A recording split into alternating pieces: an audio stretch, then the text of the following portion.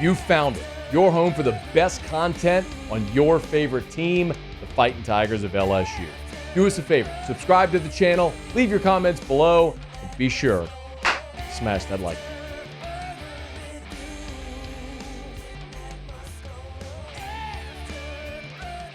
Very pleased to bring Jordan Arcement in studio with us. We talked about it yesterday. A guy who's been working on the support staff at LSU for a few years now. Been a colleague, a friend, and got a job moving on from LSU to work for Athletes First, which is one of the biggest athlete sports agency. Yeah, I mean, they do it the best. You know what I mean? I think through this evolution and getting to know people in that industry, I saw something in Athletes First and thought they did it at a really high level and had an opportunity. We get you a little closer. Sorry, just pull. There you go. Yeah, these things are sensitive, man. Make you be right upon it. So, no, man, I'm glad you came in, and I did my best yesterday to talk about like what your job was with LSU, going from personnel to recruiting, and sort of when high school NIL came into play, try to connect all those dots. Right, you're such a good relationship guy with the student athlete, with their family, with the business, with the NIL, with the boosters, with the collective. And your job was to effectively bring all of that together, right? Did I do a good job of explaining that? Yeah, it was a mouthful, but yes, sir. Juggling and balancing a good bit. If I asked you, describe like what your day-to-day, what was your role at LSU? Because most fans maybe know what the coaches do on field, but when it comes to sports staff, they're maybe not completely familiar. Like, what was it? And I know it was an evolution, but what were you doing? Yeah, like you said, I mean, there are a lot of things that go on, and until you're inside of a building and see the back end, you don't really understand. You know, I mean, there's a whole recruiting department, there's a whole personnel department, there's player development, NIL is kind of being transformative in this landscape, right? And through my time in college football, I kind of spent some time in each, and then had a blended role where I was doing a little bit of all of them, I guess you would say. You know what I mean? Which, was great. LSU was a great place, great opportunity. Super thankful for it. We'll still have a great working relationship with LSU because obviously we're still in the same field. Let's go back before we go forward from Thibodaux, Louisiana. Shout out Edie White. Played college football at Nichols. Yes, sir. Did you think that football was going to be your path when your playing days ended? Like that you were going to end up on staff and be in football? You know, I actually just saw at our first camp, James Lipford. He's in personnel for the Texans, and when I was a high school coach post play, and I saw him at a Nichols practice, and I just told him it was a cool job, and he gave me some advice on how to take the personnel route if that was something I anticipated doing. I was blessed, I was lucky, stars aligned. I was able to get to the University of Virginia to start my career. Ultimately I wanted to be at LSU. That was a dream of mine. It was a dream of mine to play here. I didn't get a chance to do that. So being able to work here and run out of the tunnel and be a part of this organization, it was a dream come true, and I'm super grateful for it. Did you think you would coach? Originally, yes. Yes, I did think I was going to coach. Upon taking the job at Virginia, I had some opportunity to coach. I actually was offered a position at Memphis, but my coach was who offered me the job at Virginia, and I felt like I needed to stay loyal to him. So I ended up going the personnel route, and I just felt like I saw a pathway there. You know what I mean? The coaching journey is a heck of a one, and we're really busy, from an off the field side. But the coaches, I mean, they spend so much time in that building. You know what I mean? It's challenging to build a family that way. So that was always something that deterred me a little bit. So from personnel to now this sort of blended role that we just talked about, and Jordan Arcement's in studio with us. The timing of this makes sense, but it's also interesting, right? Because Friday, the long-awaited House settlement finally passes. Yes. And because you and I have had conversations about working on different things for high school NIL, and this is something that has been your baby for so long. And then right whenever the House settlement comes, now we find this news that your Athletes First came in and made you this offer. Yeah. It makes sense, though. Like, of course the timing makes sense, why they would come in now. Can you walk me through those conversations, like when Athletes First reached out, like how this deal to move on came together? Man, the landscape's changed so much, so I think everybody's trying to evolve with the times. You know what I mean? Through working in this landscape and helping guys with a process, whether it was guys I coached in high school or guys with LSU, and they were meeting agents or going down that rabbit hole, I got a chance to be a part of some conversations and meet some people and see pitches. And I felt like Athletes First did it at a high level, and I kept a relationship there. You know what I mean? And with the evolution, colleges are gearing up. You know what I mean? Front offices are that's what's building. GMs are getting paid over $1 million across the country, and it's big business. You know what I mean? So from a standpoint of a company like Athletes First, they're gearing up too, right? And with the rev share piece following, you've got to be equipped to handle that, right? Handle it from top to bottom, from first round picks in the NFL to top high school guys in high school, and then you're dealing with the dynamic of a transfer portal. You're dealing with renegotiation with the current college guys. So to be able to handle that, they needed to continue to staff it. And then with my experience from the inside and moving to the outside, and then for me, just from an alignment perspective and being able to be on the player side, I felt like was fitting. You know what I mean? Like I said, I still want to be a real resource to LSU, and we'll have a great working relationship. But I've always been player driven, and with some recent events with the death of Kairen, it really just put me back in wanting to be on that side. And there's nothing wrong with the team side. Just for me, the team side was leading me more and more down a business path that I didn't see myself going. I wanted to be able to help people get where they're going, and I felt like that was the player side. I don't think you'd mind me mentioning. Of course, we had a deal on the show with Kairen, with Duplessis Builders, and Kairen came on the show. Jordan was one of the ones that helped facilitate that, and I know you're very close. You're how Kairen ended up at LSU. I don't think I'm speaking out of turn, right? No. That the first, we're from Thibodeau, same place. Kairen, I watched him come off the basketball court and have his first football workout at Nichols and fuss about his feet being too hot because of the turf. You know what I mean? And wanting to go back in the gym. So we go back that far. My first day on the job at LSU, I got to FaceTime Kairen and offer him a scholarship. And it really would set the stage for, I guess, my time spent at LSU. And I remember being so nervous. It's like, you got to choose LSU, because I felt like it was going to set the stage for me even coming in. You know what I mean? And for the end, tragically, man, it's super sad. And, it hit home for a lot of us. But, I guess moved me into wanting to make change. Yeah. Well, my condolences, man. I didn't know. I can't say I knew Kairen great, but I had plenty of interactions with him, from a professional standpoint, and some time together, and he was a pleasure to me, man. My condolences. Appreciate that. Not really an easy way to transition, but I think that does underscore the point that you're making, where in the role you're in, you'll be able to help the players, the student athletes, instead of working specifically for a school, no matter how much you may love LSU. But with Athletes First, was that from the time they communicated with you first? Was it days, weeks, months? Like, how long does it take to pull a deal together like that? There had been conversation, and there was conversation on my end. Flirting with wanting to go to that side as I tried to figure out what my trajectory would be in this landscape, right? Would it be being a coach? Would it be being representation? Would it be being a GM? And I didn't know, you know what I mean? I didn't know which one I want to pursue. So building relationships through that time, I think, was something that I had to do. And I think a lot of people through meeting me or just my journey have said, man, you should be a sports agent. And I always just kind of listen, but I always put that off. And then, with the house settlement coming down, I think that's when they started to prepare. And I started to hear that they were looking and that they were going to build something out. And I reached out and said it was something that I wanted to pursue. You know what I mean? And I figured if the stars aligned, then it was the right thing to do. And when the door opened, I felt like I should walk through it. Yeah. Oh, by the way, you asked me for Evermore. Seriously. Hey, I appreciate it. He did ask me the break. He's like, "Can I get an Evermore?" I was like, "Yeah, of course you can." I'm sorry. Like, I give you the one of the set. What will that structure? And I guess it's interesting, Jordan, because now we can kind of get a perspective of, from an agency side, as they represent these student athletes, high school and college. What does that structure look like? The resources you need inside of Athletes First to organize this division? Yeah, well, like I said, our colleges are gearing up, and again, general managers making a great living and having back ends of law team and personnel guys and recruiting staff.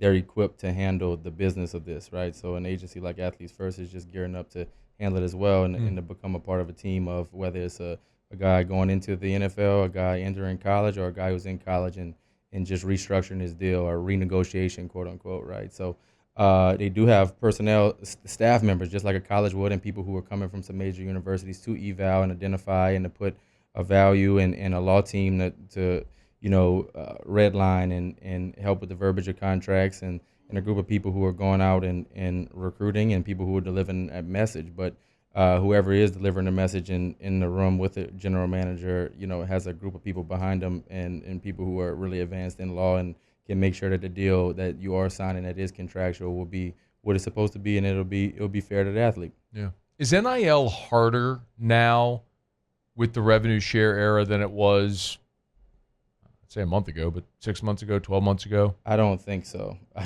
don't think so.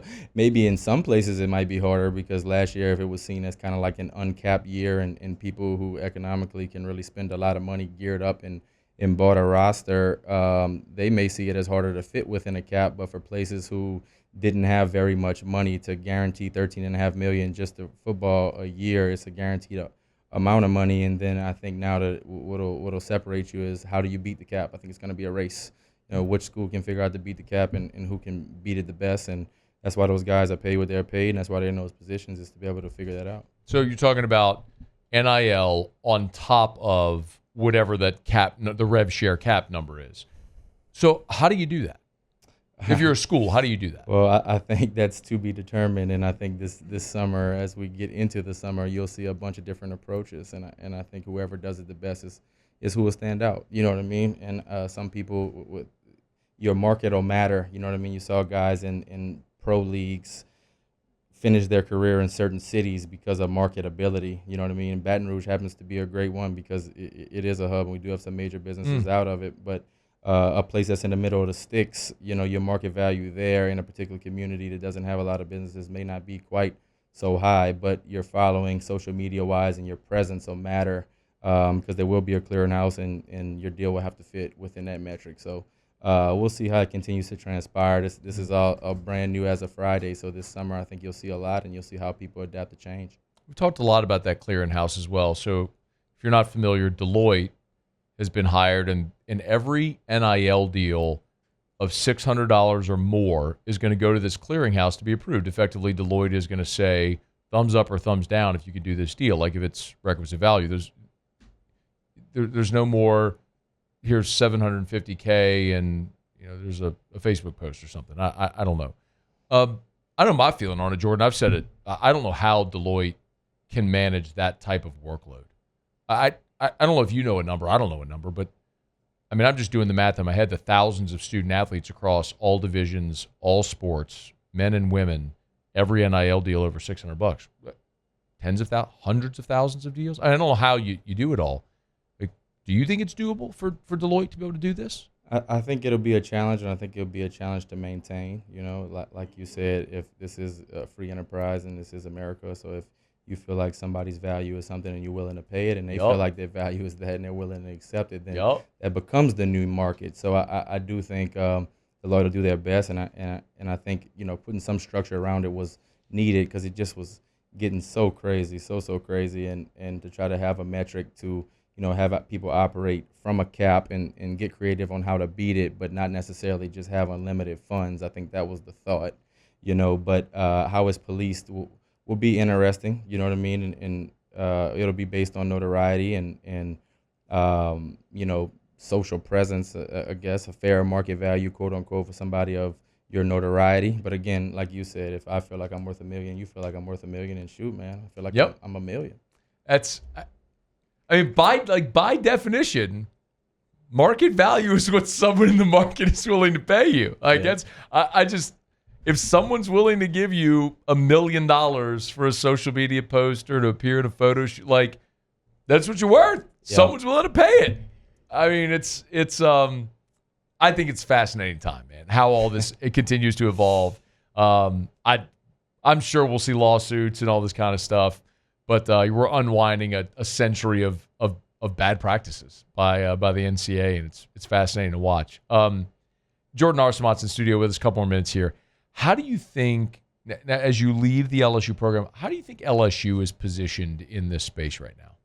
Oh, well, like we said, LSU will have a $13.5 million to operate off from a football perspective. So, that gives them, it puts them in position to be able to, deliver for guys year in and year out. And then it'll be just how to beat the cap, you know what I mean? And that'll take community support, which Baton Rouge always has supported the Tigers and support them strong. Louisiana supports. And LSU will need all the support that they can get because it is a competitive era, and there are people who got a taste of winning across the country who maybe hadn't prior to this era, and I don't think they'll want to go back.